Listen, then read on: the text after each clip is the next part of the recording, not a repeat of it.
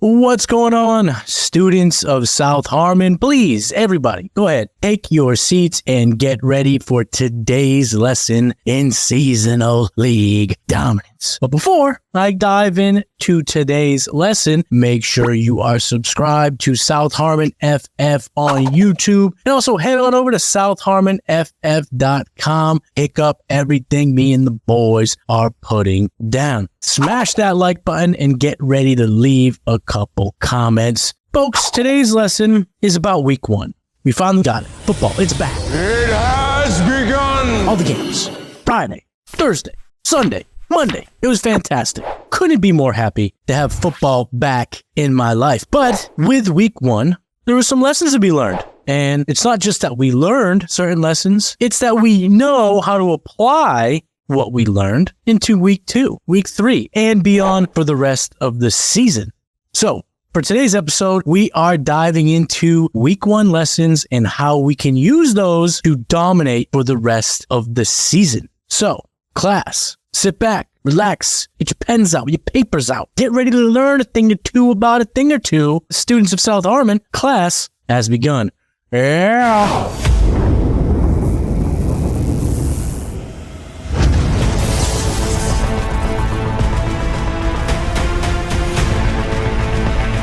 The first lesson that I learned from the week 1 slate is that the Baltimore Ravens are going to be running a ton of 12 personnel, meaning they're going to have a lot of 2 tight end sets.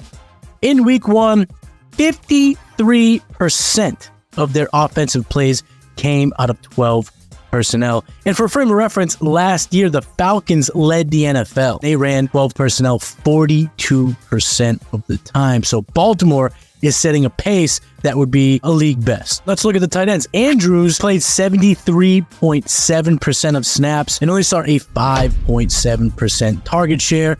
Isaiah Likely, the star of Thursday Night Football for the Ravens, had a 66.3% snap share, but saw 34.3% of the targets. He had 12 targets in week 1. What does that mean going forward? How can we use that information to dominate in our fantasy league? First and foremost, there are 3 pass catchers that you want from the Baltimore Ravens. Mark Andrews, Zay Flowers, and now Isaiah Likely. Those are going to be the 3 primary targets for Lamar Jackson and the Baltimore Ravens offense. You can expect Likely and Andrews to both crack top 10s, top 12s based on matchup each and every week, but I think it's a little too premature to proclaim that one of these tight ends will be a perennial tight end 1 week in and week out. Let's take a look at what the 2023 Atlanta Falcons offense looked like when they ran 12 personnel. And then I'll talk about Isaiah Likely, I'll talk about Mark Andrews, and we can kind of get a grasp of what to expect from both tight end going forward. The Atlanta Falcons, as I mentioned, ran 42% of their offensive plays from 12 personnel. Those tight ends were Kyle Pitts and Jonnu Smith.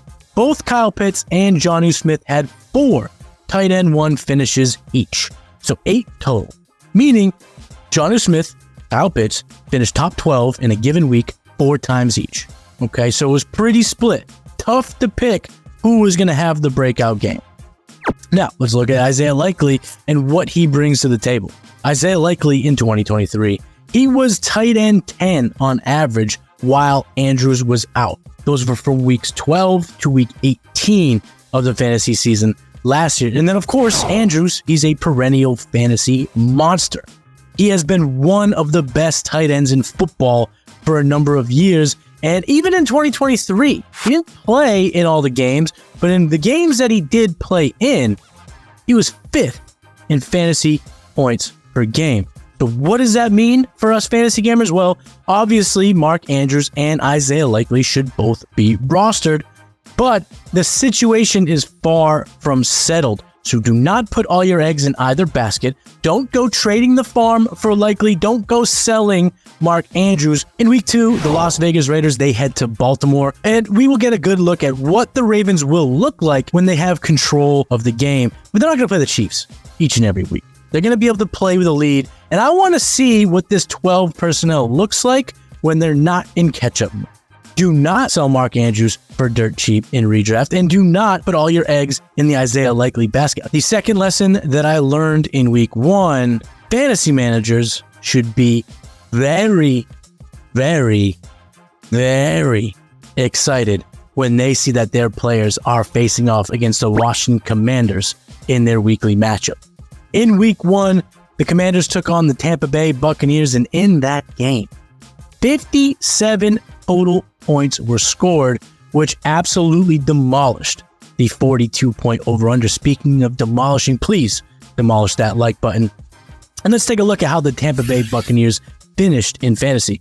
Baker Mayfield was QB2. He had damn near 80% completion percentage. He did whatever he wanted on that field. Rachaad White, he was running back 14, but it was a big week for running back. He had 16.6 fantasy points in that game. And 3 pass catchers finished inside the top 45. Mike Evans was wide receiver 6, Chris Godwin was wide receiver 8, and Jalen McMillan was wide receiver 41, which might not sound too exciting, but he scored 10.2 fantasy points in that game. 3 players on the Tampa Bay Buccaneers finished in the top 10 for receiving EPA. Those guys were Godwin, Evans, and Rachaad White. And what are we going to do with this information going forward? How do we take this lesson and learn from it and make sure that we benefit from it for the rest of the fantasy season? Well, first and foremost, make sure you are out there in those trade streets trying to trade for Jaden Daniels, because he is going to thrive in garbage time this year. This defense smells. It stinks. But Jaden Daniels, he can take advantage of that garbage time, and he is perfectly equipped to go bananas when his team is catching up or just trying to not get blown out. He was a top 5 QB in week 1, and he just threw for 184 passing yards. Imagine what he will do as he gets more comfortable in this Cliff Kingsbury offense. So you got to make sure you go out there and buy Jaden Daniels. On top of that, okay, let's look at the schedule coming in. How can we take advantage of those teams that are going to be playing the Commanders over the next month? Well, the Giants, the Bengals on Monday Night Football, and then the Cardinals are all on the schedule over the next 3 weeks. So, if you are in QB purgatory and you are desperate, and I mean desperate, Daniel Jones, I know he stinks, but he has Malik Neighbors, and this defense sucks. So if you're up Schitt's Creek without a paddle, Daniel Jones could be an option. On top of that, Wan'Dale Robinson is an option. Heading into week 2, we saw 11 targets in week 1. And then the Bengals, you're just going to start your guys with confidence, whether it be Zach Moss, Joe Burrow. Hopefully T. Higgins is back by then, and then Jamar Chase. This should be a get-right game for the Bengals. So in DFS, anything like that, that's how you dominate in that game. And then the Cardinals, so maybe you want to get your hands on some Michael Wilson. If someone's trying to sell James Conner high, I expect James Conner to have another couple of big games over the next few weeks. See if Trey Benson is available, because if Conner does get hurt over these next couple of weeks, Trey Benson is in line to absolutely dominate the Commanders. So basically, keep your eyes open for any Giants, Bengals, and Cardinals over the next 3 weeks, because they are set to face off against this putrid Washington Commanders defense. Lesson number 3 that I learned in week 1 is, as long as Deshaun Watson is the starting QB for the Cleveland Browns, Jerome Ford, Amari Cooper, Jerry Jeudy, and David Njoku when he gets back from his injury, all those players should be projected very conservatively when you're heading into your weekly matchups. Deshaun Watson looks disinterested. Deshaun Watson was terrible in week 1. He threw 2 interceptions. He had a 52.3% completion percentage, which is surprisingly not the worst, but it was bottom 5 in week 1. Amari Cooper, his best pass catcher, a future Hall of Famer, to be quite frank, was only 2 of 9. Jerry Jeudy, the new receiver that they brought in, extended, he was only 3 for 8. He wasn't even saved by his touchdown. He still did not perform for fantasy winning standards. And Ford, well, he needed 20 yards and a touchdown in garbage time to be RB8. So, yeah, I am not all that excited about the Cleveland Browns going forward as long as Deshaun Watson is their QB. Now, what does this mean? How are we going to attack our fantasy plans going forward if we have any Cleveland Browns on our roster? Well, 2 of the players I just mentioned, Jerome Ford and Amari Cooper, I'm willing to go back to the well in week 2. The next 3 games for the Browns, you have the Jaguars, you have the Giants, and you have the Raiders. 3 teams that should be drafting in the top half of the 2025 NFL draft. 3 teams that aren't very good. The Jaguars, side note, were very disappointing. That's not a lesson learned. It's just, well, maybe it is. Don't trust the Jaguars either. Shitting the bed in the second half of that game was terrible. So they don't really pose much of a threat for the Browns in week 2. And then the Giants and the Raiders are not great teams. So this is a chance for guys like Amari Cooper and Jerome Ford to be fantasy producers over the next 3 games. Cooper, although was irrelevant, 2 of 9, didn't score many fantasy points, almost had a touchdown, but it went through his hands. Could have been a little bit better throw. Cooper did see, though, however, a 22% target share and was 5th highest in yards per target in week 1, which tells me they are dialing up big plays for Amari Cooper, and he will convert. He'll be better than 2 of 9 in a given game. We love the 9 targets. We hate the 2 catches, but we're chasing volume after week 1. We're not really chasing efficiencies, right? Because the sample size is so small. And as far as Jerome Ford, he was clearly the pass catching back and the goal line back. And of course, doesn't matter what offense you're a part of. If you're catching balls and you're running it in from the 1, you should be on a fantasy roster. You're very much startable in fantasy football. So going forward, I'm okay with Amari Cooper. I'm okay with Jerome Ford. But as long as Deshaun Watson is their QB,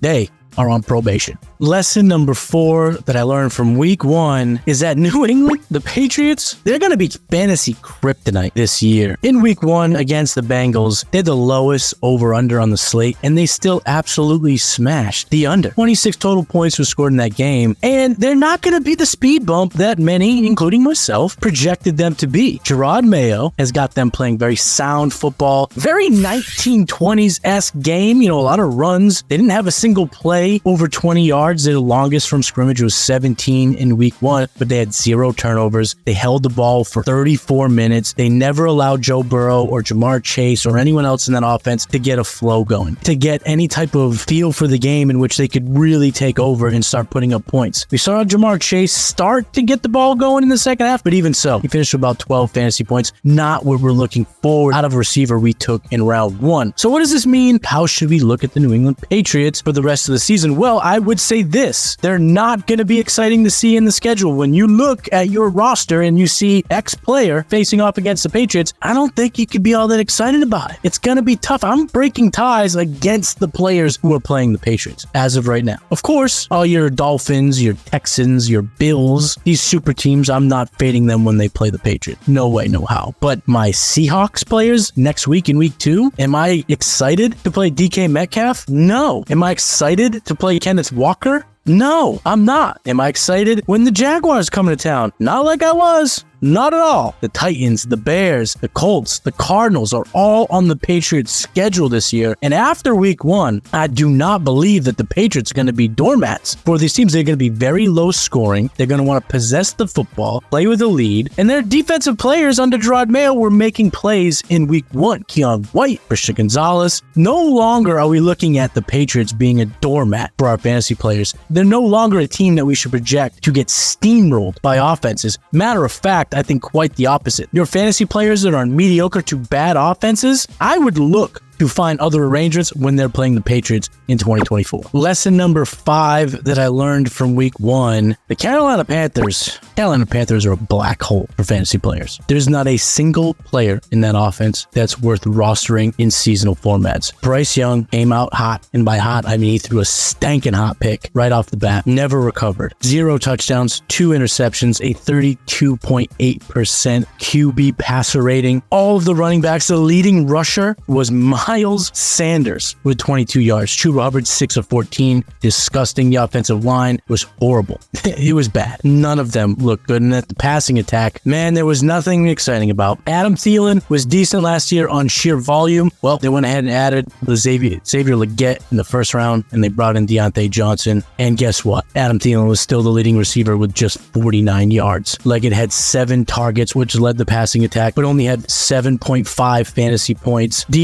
Deontay Johnson, 6 targets, only caught 2 of them for 19 yards. This team sucks. This offense is terrible. I thought they'd be improved from a horrible 2023. Well, guess what, folks? In week 1, they sure did not look improved 1%. It was bad. But what does that mean for us fantasy managers going forward? How can we use this lesson to help us in fantasy? Well, abandon ship. Abandon ship. Everybody, look out, abandon ship! Get all of your Panthers off of your rosters. If you have a Deontay Johnson, which I do in a few leagues, it's time to slick back the hair, pull the tie up, and get to selling. You gotta get him off your roster. Sure, will he flash for a 7 for a 100-yard week? Sure, maybe. Maybe not. Maybe not. It was bad in week 1. This Panthers team, to call him a black hole might be a little too cool. You might want to call them straight what they are. They're a dumpster fire. It's a shit show in Carolina, and you shouldn't roster any of these players. If you had Jonathan Brooks and you were looking to stash, look to sell. Look to get him off your roster. There is not a single player worth rostering in seasonal formats that suits up for the Carolina Panthers. Get him off your team. The last lesson that I learned from week 1 is the running game for the Los Angeles Chargers is for real.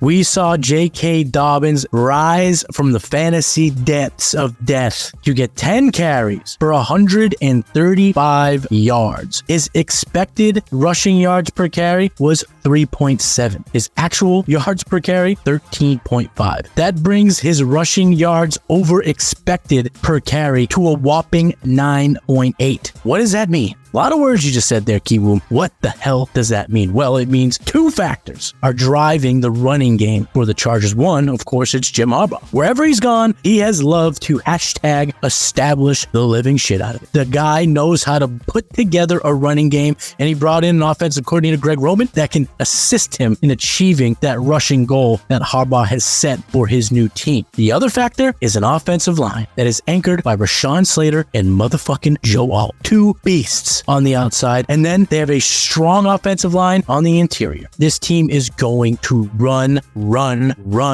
Forrest, run all of 2024. So what does that mean for us fantasy managers? How should we handle this rushing attack? Well, let's start with JK. You ain't getting JK. You ain't getting JK. Don't think about getting JK Dobbins. He's rostered in about 75% of leagues, so you're not adding him on the waiver wire. You're not being able to use all your fab to bring him in. And trading for him after a game like this is fool's gold, because we know his injury history. We know he has struggled to stay on the field, and Dobbins just hasn't been reliable. He's been hurt a lot. So, do you want Gus Edwards?